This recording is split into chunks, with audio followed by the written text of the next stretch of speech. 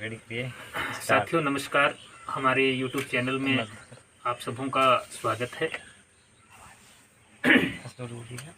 आज हम नए मत्स्य पालकों के लिए आवश्यक जानकारी के विषय में हम लोग बात करेंगे। बहुत से ऐसे फार्मर होंगे जो मत्स्य पालन को अपनाना चाहते हैं। इस बेरोजगारी के समय में जो भी किसान मत्स्य पालन का व्यवसाय अपनाना चाहते हैं उनके लिए कुछ महत्वपूर्ण जानकारी। और सबसे पहले कोई भी काम अगर हम करते हैं, उसकी शुरुआत हम करते हैं तो उसके बारे में हमको जानकारी रखना बहुत ज़रूरी है। जब तक हमको जानकारी नहीं रहेगा तब तक हम उस काम की शुरुआत ना करें।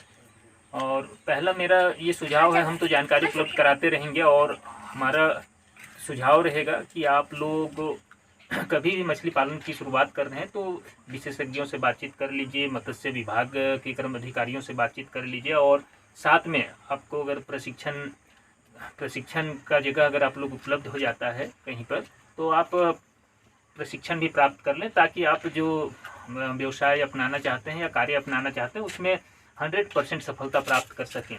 इसके बावजूद भी हम आप लोगों के सामने हम एक वीडियो लेके आ रहे हैं और उसमें मुख्य रूप से हमको ये बताना है कि जो भी नए मत्स्य पालक हैं वो किस प्रकार से अपने मत्स्य पालन की शुरुआत करें। इसमें हम 3-4 बिंदुओं पर चर्चा करेंगे। और सबसे पहला बिंदु है तालाब का चयन। हम तो साथियों, तालाब का हम किस प्रकार से चयन करें, किस प्रकार का तालाब में हम कौन सी मछली पालें, ये महत्वपूर्ण है। तो सबसे पहले आप जिस तालाब में आप मछली पालन करना चाहते हैं उसमें आप ध्यान रखें कि उसमें उसका आकार क्या है और पानी का स्टॉकिंग कितना होता है।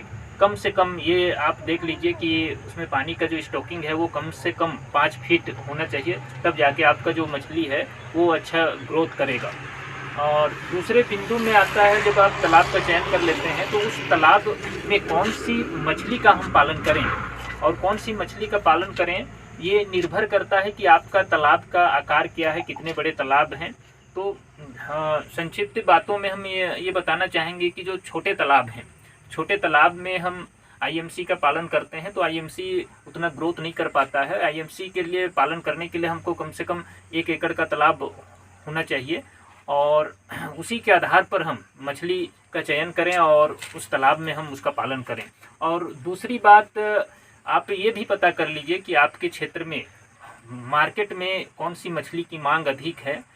बहुत बार ये होता है कि क्या होता है कि आपको प्राइस ठीक से नहीं मिल पाता है, तो उसको भी आप ध्यान में रखिए और उसके बाद में आप मछली का पालन कीजिए। और जब तीसरे नंबर पे हम आते हैं, तीसरे नंबर में सीड स्टॉकिंग। जब भी आप सीड बच्चा डालते हैं अपने तालाब में, तो बच्चा डालने से पहले आप ये आश्वस्त हो जाइए कि आपके तालाब में कितने बच्चे का पालन किया जा सकता है। ये बहुत ही महत्वपूर्ण है।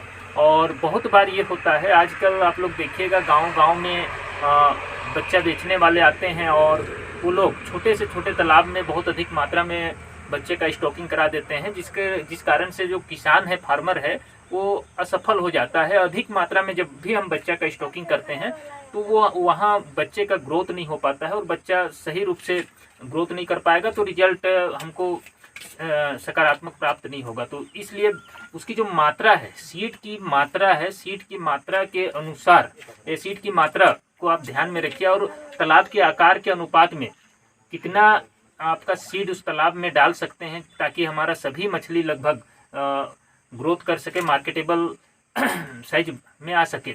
इसको भी ध्यान में रखना है। और जब भी आप सीड का स्टॉकिंग करते हैं, यदि आप जून जुलाई में स्टॉकिंग करते हैं, तो हमेशा किसान भाइयों से निवेदन रहेगा कि या जो भी मत्स्य पालक नया फार्मिंग शुरुआत करना चाहता है, वो हमेशा आपका ईयरलिंग साइज, बड़े साइज का बच्चा स्टॉकिंग करेंगे, ताकि वो आपको लाभ दे सके। थोड़ा सा महंगा और कॉस्टली मिलेगा, फिर भी आप अगर जून जुलाई में कर रहे हैं तो बड़े बच्चे का ही स्टॉकिंग करें। और दूसरी बात, यदि मछली पालन का जो सही समय है वो है आपका मार्च। यदि आप मार्च में स्टॉकिंग करते हैं तो छोटे बच्चे का भी पालन आप शुरुआत कर सकते हैं। और मछली आप लोग देखिएगा कि मछली का जो ग्रोथ होता है वो गर्मी में ही होता है। और मार्च में जब स्टॉकिंग करते हैं तो जो कैटफिश का हम पालन करेंगे तो कैटफिश से आपका ठंड आते आते तक लगभग वो मार्केटेबल साइज आ जाता है। और रोहू विशेषकर कतला, जब आप बड़े तालाब में पालन कर रहे हैं कतला का, तो कतला मछली भी आपका लगभग 12 महीने में आपका मार्केटेबल साइज आपको मिल जाता है। और इसके बाद चौथे नंबर का जो महत्वपूर्ण बिंदु है, यदि हम मछली पालन कर रहे हैं तो हमको फीडिंग कराना बहुत ज़रूरी है, क्योंकि बिना फीड का हमारा मछली ग्रोथ नहीं कर पाएगा। और जो भी नए किसान भाई हैं जो मछली पालन व्यवसाय को अपनाना चाहते हैं, वो इन सभी बिंदुओं को ध्यान में रखकर, इन बातों को ध्यान में रखकर ही मछली पालन की शुरुआत करेंगे। और फीड आपको नियमित फीडिंग कराना पड़ेगा ताकि आपको एक अच्छा लाभ प्राप्त हो सके।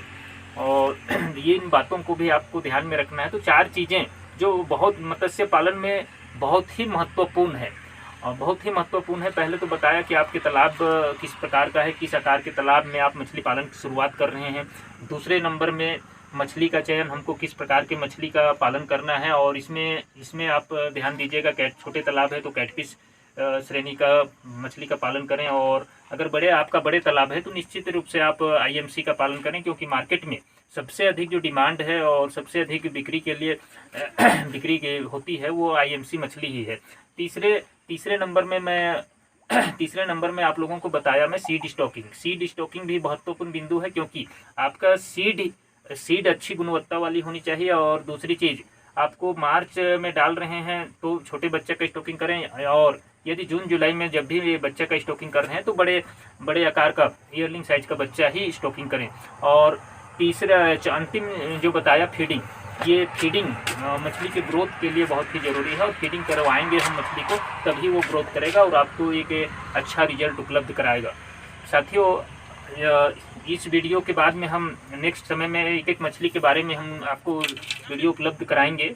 मैं जनक यादव और मत्स्य फार्मर, और समय समय पर आपको हर प्रकार की IMC मछली के बारे में भी और साथ में कैटफिश के बारे में, हर एक मछली के बारे में बताएंगे। और दूसरी चीज़ ये भी बताएंगे कि मछली पालन में जो महत्वपूर्ण बिंदु आता है, ये समस्याएं, मछली पालन में कौन कौन सी समस्याएं आती है, इसकी जानकारी हर मत्स्य पालक को होनी चाहिए ताकि नुकसान से बच सके। इस विषय में भी हम नेक्स्ट वीडियो में आपको जानकारी उपलब्ध कराएंगे। धन्यवाद।